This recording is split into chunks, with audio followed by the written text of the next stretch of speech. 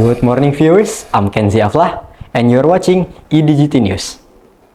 A new report from Freedom House is highlighting growing threats to press freedom worldwide.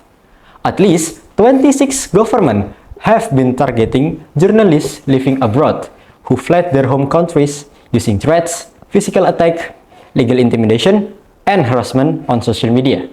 This tactic, called transnational repression, is on the rise, especially in authoritarian regimes.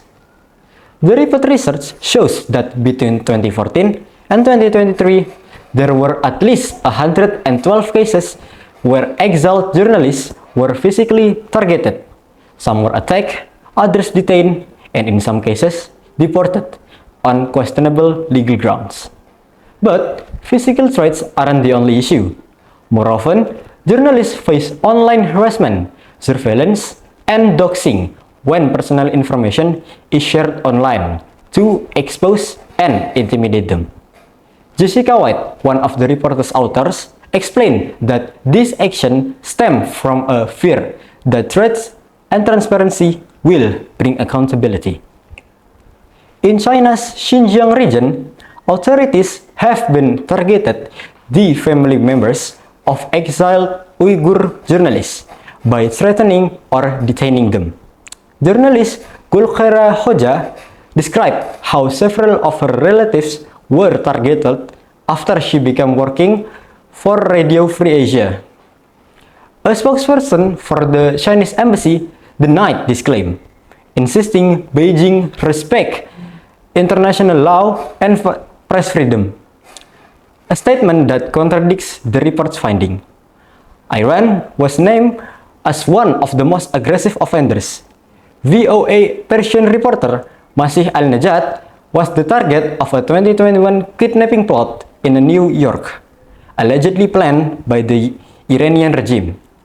She has since been under government protection in the United States. Al-Najat warns that transnational repression threatens not only dissident but democracy itself by undermining global freedom of expression. Jessica White warned that if transnational repression succeeds, the world risks losing access to vital source of truth. She called on democratic government to strengthen protective for exiled journalists, including by simplifying humanitarian visa processes. She also urged social media companies to take greater responsibility, since much of the digital harassment happened on their platform. Transnational repression also takes a psychological toll, often pushing journalists to self-censor or quit their work altogether. As authoritarian regime expands their reach beyond borders, threats to press freedom and democratic values are become more urgent.